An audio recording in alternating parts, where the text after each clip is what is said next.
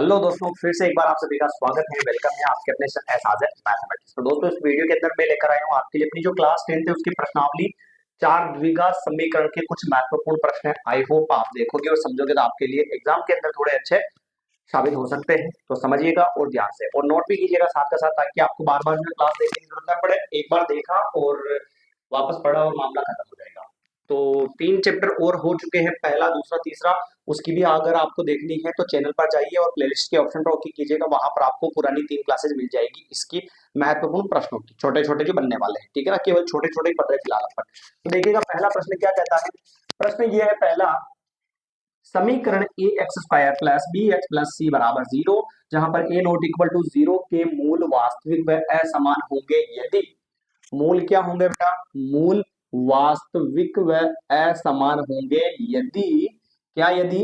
लिखा हुआ है कि b square less than equal 4ac, b square minus 4ac less greater than equal 0, b square is equal to 4ac और उपरोक्त सभी। तो मैंने फॉर्मूले लिखवाए थे आपको। मूल अगर वास्तविक और असमान होंगे तब कौन सी कंडीशन लगेगी? तो वो लगेगी अपनी b square minus 4ac greater than 0। ठीक है भाई, b square minus 4ac greater than 0 वाली कंडीशन यहाँ पर लग जाती है। Is that clear? ये चलिए नेक्स्ट अगले प्रश्न की बात करते हैं अपन। एक्स स्क्वायर माइनस 4 बराबर 0 के मूल है। मूल पता करना है तो नॉर्मल सा सवाल है बेटा। जैसे ये एक्स स्क्वायर माइनस 4 लिखा हुआ बराबर में 0, तो माइनस के 4 को उधर भेजते हुए किसका हो जाएगा? प्लस का हो जाएगा ना। और प्लस का हो जाएगा फिर दोनों तरफ क्या ले लेंगे? वर्गमूल। और वर्गमूल लेते हैं तो बराबर में क्या था? प्लस और माइनस। स्क्वायर से अंडर रूट कट गया तो ओनली एक्स आ गया। और 4 के गुणनखंड क्या होते हैं? 2 इंटू 2, यानी बाहर क्या आएगा? प्लस माइनस, और ये क्या हो गया? 2। तो एक्स का जो मूल है यहाँ पर वो क्या हो गया? एक्स का जो मान है वो हो गया प्लस माइनस 2 हो गया। क्लियर भाई? आया समझ में यहाँ तक? चलिए नेक्स्ट बात करते हैं।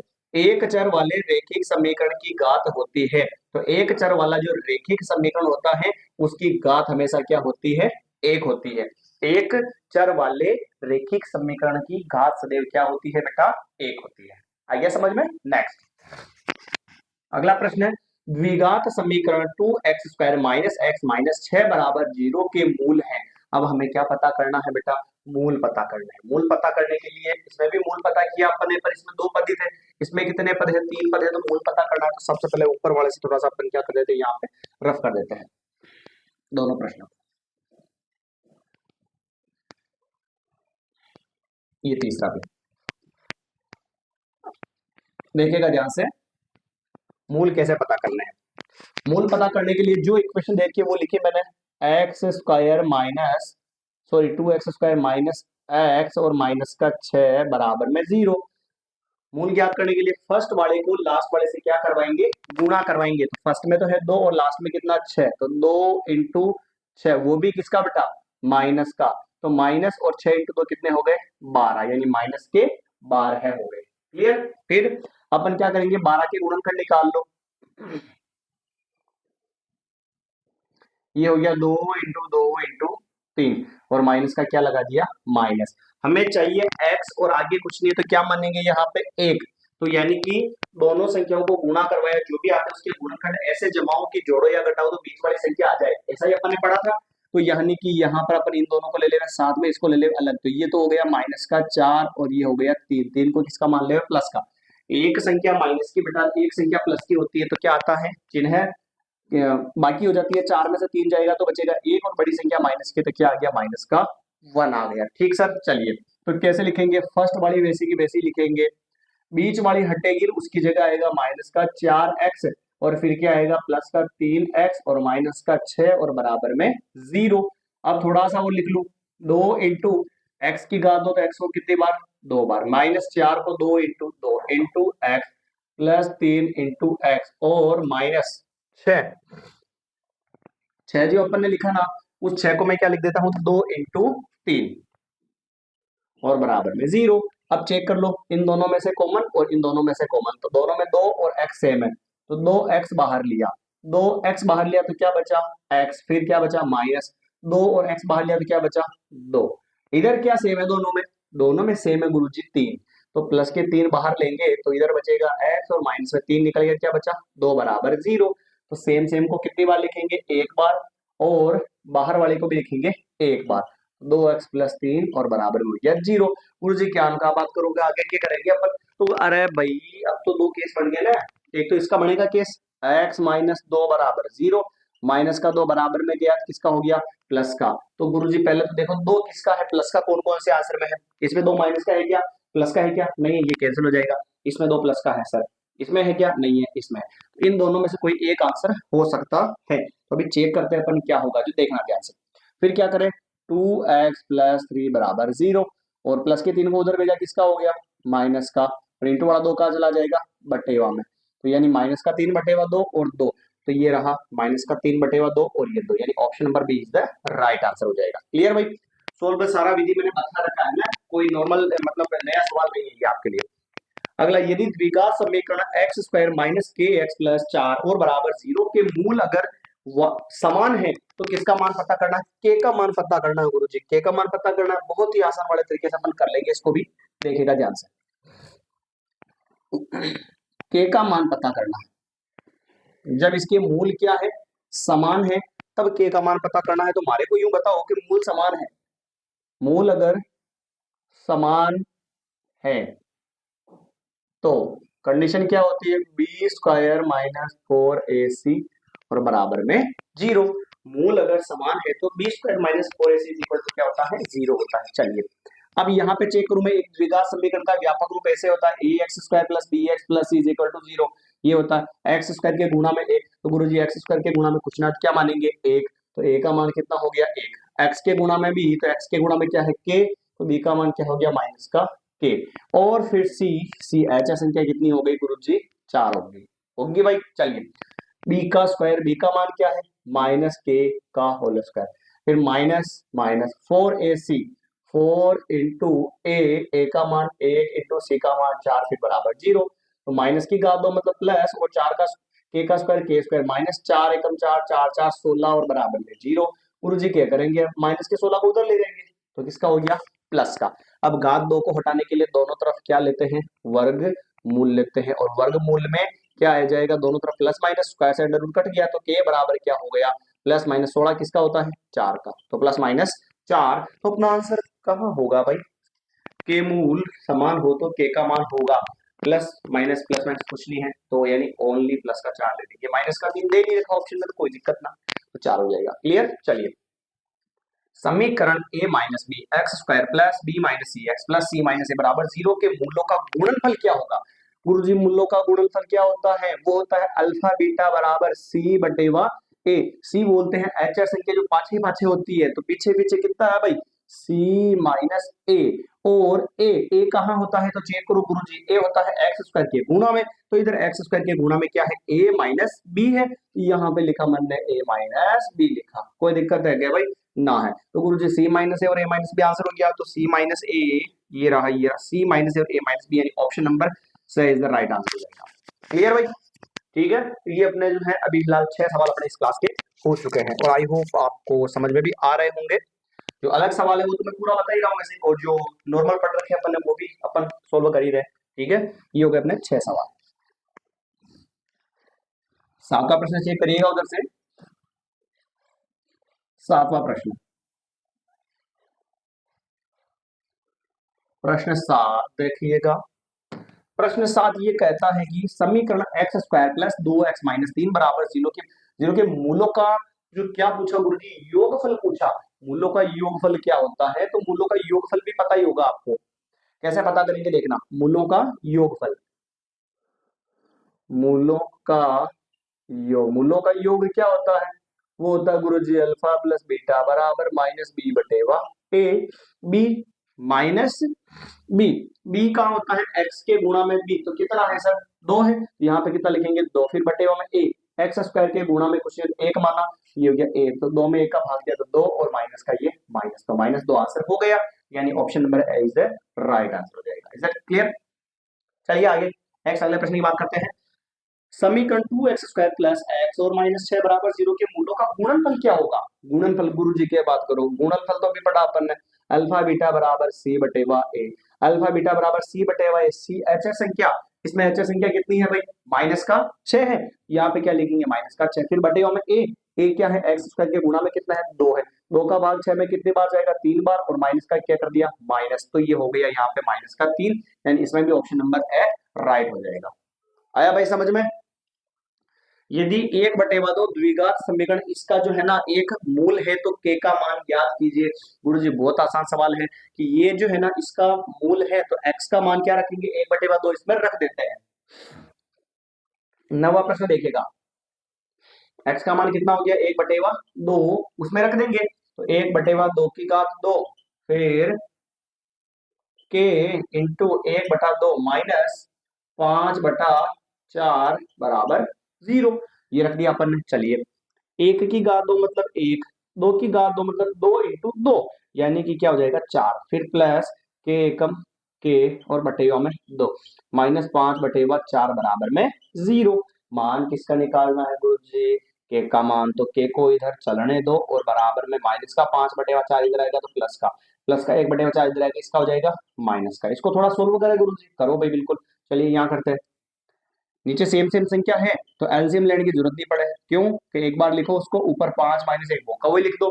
चलिए, k/2 बराबर 5 में से 1 गया तो 4/4 में 4, 4 4 कैंसिल कर कितना आया 1, बटे वाला 2 कहा जाएगा इनटू में, तो 2 बन जाए 2, तो k का मान कितना हो गया 2, यानी कि k का मान हो गया यहाँ पे 2 हो गया।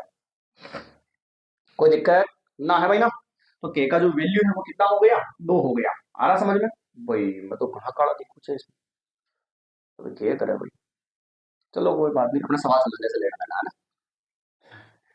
प्रश्न 10, के किस मान के लिए द्विघात समीकरण जो है ना 2x² माइनस 2x प्लस के बराबर 0 के मूल क्या होंगे, समान होंगे। के का ऐसा मान बताना है जिसके लिए इसके मूल क्या हो, समान हो। तो अभी कर लेते हैं इसको सॉल्व, उठाइए इसका स्क्रीन से, तो चलिए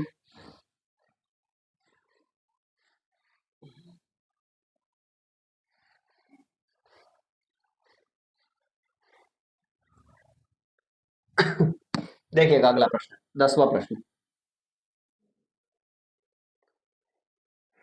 2x² माइनस के एक्स और प्लस के बराबर 0 के मूल क्या है, समान है, तब के का मान निकालना है। तो मूल समान है गुरु जी, तो मूल समान होने के लिए b² माइनस 4ac बराबर क्या होता है 0, b का मान x के गुणा में क्या है माइनस के का होल स्क्वायर, माइनस 4 इंटू ए का मान x स्क्वायर के गुणा में 2 इंटू सी का मान कितना है k, और बराबर में क्या जाएगा 0, माइनस का स्क्वायर तो हो जाएगा प्लस और के का स्क्वायर के, और माइनस 4 इंटू 2 8 और ये के और बराबर में 0। यहां तक हो गया समझ में, ये मूल समान होने की कंडीशन, इसमें अपन ने एबीसी का मान रख दिया और इसको सोल्व किया। अब देखो दोनों में क्या सेम मिल रहा है, के बाहर निकालो, यहां से क्या बचेगा ओनली के, फिर माइनस का माइनस और इधर के बाहर निकाला क्या बचा 8 और कोष्टक में बराबर में 0, दो केस बढ़ेंगे गुरु जी, के बराबर के होगा 0 और एक के माइनस 8 बराबर भी क्या होगा 0, तो माइनस का 8 उधर जाएगा, किसका हो जाएगा प्लस का, तो के बराबर 1 तो आया 0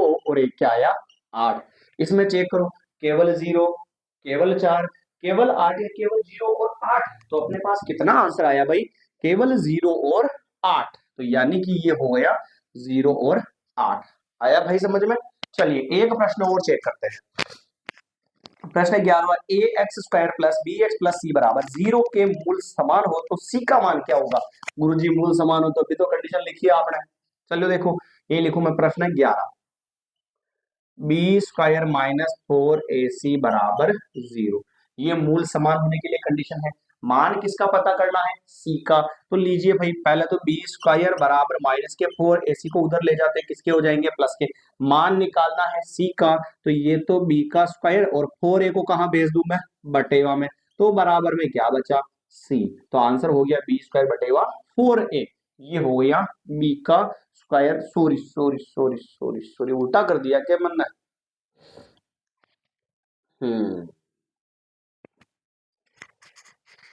एक्स² plus B x plus C बराबर 0 के मूल समान हो तो सी का मान क्या होगा, मूल समान होने पर यही कंडीशन होती है, माइनस का 4ac उधर चला गया और इंटू का 4a बटेवा में आ गया, तो सी का मान b² बटेवा 4a होगा, यानी कि b² बटेवा 4a, यानी कि यहाँ पे कितना आना चाहिए था 4 आना चाहिए, तो ऑप्शन नंबर क्या हो जाएगा राइट आंसर हो जाएगा। तो ये अपने आज की क्लास के अंदर जो है लगभग अपन ने 11 सवाल कंप्लीट कर लिए हैं, ठीक है भाई।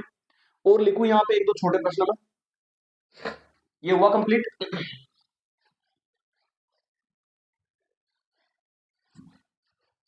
ये कंडीशन याद रखिएगा भाई, इधर लिखी हुई थी, मैंने बताई थी पहले भी बेसिक क्लास के अंदर।